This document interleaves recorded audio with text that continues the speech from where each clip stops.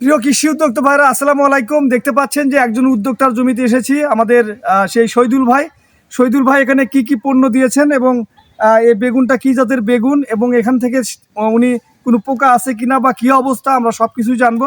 আসসালামু আলাইকুম।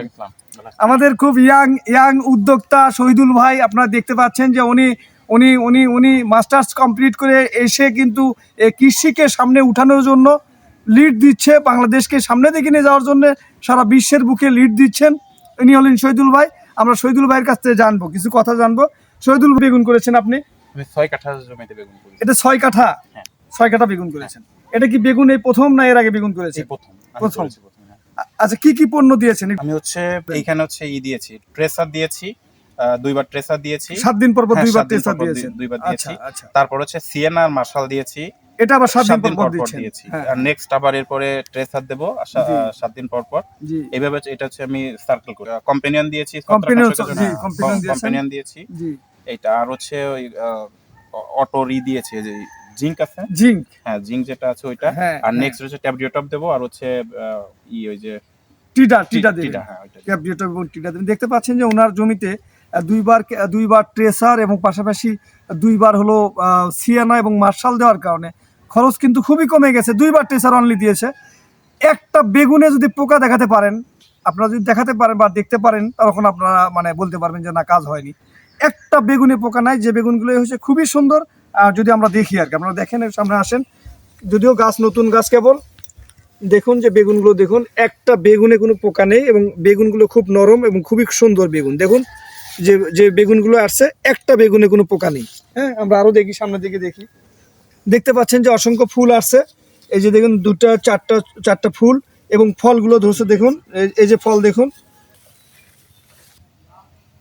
এবং দেখুন যে বেগুনগুলো আসছে, বেগুনে কি পোকা দেখতে পাচ্ছেন শহীদুল ভাই? কোনো পোকা আছে? বেগুনিও নাই, বেগুনে আছে, ফুলে আছে, ডগাতেও নাই, কোথাও নাই। দেখতে পাচ্ছেন যে কটা, 1 2 3 4 5 6টা বেগুন দেখুন। 6-7টা বেগুন আছে, ভিতরেও বেগুন আছে।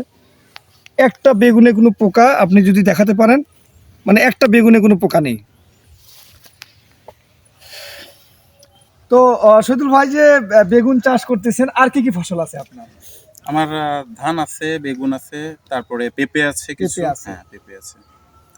এই কৃষি ব্যবসাকে নিয়ে চিন্তা ভাবনা আরো ভালো আমি করার, নেক্সট আরো বড় করব এবং অন্য কিছু নিয়ে এগোতে যাচ্ছি। এটা পরীক্ষামূলক করতেছেন? হ্যাঁ, পরীক্ষামূলক। আচ্ছা, যারা ভিডিও দেখতেছে তাদের উদ্দেশ্যে কিছু বলা, যে ভালো পণ্য বা ট্রেসার বা ভালো ভালো পণ্য দেওয়ার আসলে যারা উদ্যোক্তা, অনেকেই কিন্তু লস হয়, ক্ষতিগ্রস্ত হয়। তাদের উদ্দেশ্যে যদি কিছু বলার থাকে। আসলে যে কোনো কিছু করতে গেলে আগে মাকে বাঁচায় রাখতে হবে। আচ্ছা, আর মাকে বাঁচায় রাখতে গেলে সেখানে টাকার কাছে কার্পণ্য করলে হবে না। আগে আমার গাছ বাঁচায় রাখার জন্য আমার সর্বোচ্চটা দিতে হবে, ভালো পণ্য দিতে হবে, সর্বোচ্চটা দিতে হবে। দেওয়ার পরে আমার যদি গাছ ভালো থাকে, আমি সেইখান থেকে ফল পাবো। আর আমি যদি কার্পণ্য করি, আমার যদি গাছ নষ্ট হয়ে যায়, আমার সব শেষ। আমার সকল চাষিদের কাছে আমার একটাই রিকোয়েস্ট, আপনারা যাই ব্যবহার করবেন, অবশ্যই ভালো পণ্য ব্যবহার করবেন। এটাই আমার রিকোয়েস্ট। ধন্যবাদ। এবং শুধু ভাই আরেকটা কথা যে বলি, যে ট্রেসার একটা বায়োলজিক্যাল প্রোডাক্ট, যেটা আমার খুব ভালো লাগছে। এটা আমি যে সব স্প্রে করছি, আমি কোনো পার্শ্ব প্রতিক্রিয়া বা কোনো গন্ধ বা কোনো কিছু আমি ফিল করি নাই। আসলে এটা বায়োলজিক্যাল প্রোডাক্ট। আমার নেক্সট প্ল্যানও আছে অর্গানিক পদ্ধতিতে কিছু করার বড় সেক্টর নিয়ে অর্গানিক কিছু করার প্ল্যান আছে। তাহলে দেখুন যে উদ্যোক্তা কিন্তু প্রতিদিন বেগুনে ওষুধ দেয়, এমন কোনো ওষুধ নেই তারা দেয় না। 3-4টা ওষুধে একবারে বিষ করে দেয়। তাহলে এই বেগুনটা যদি কোনো কৃষক খায়, তার ক্ষতি হবে কিনা? 4-5টা ওষুধ যারা দেয়, হ্যাঁ, না, সেটাই ক্ষতি হবে কিনা? কিন্তু আপনি বায়োলজিক্যাল প্রোডাক্ট ট্রেসার দিচ্ছেন, ট্রেসার আজকে দিয়ে যদি কালকে কৃষক খায় এই বেগুনটা রান্না করে, তার ক্ষতি হবে?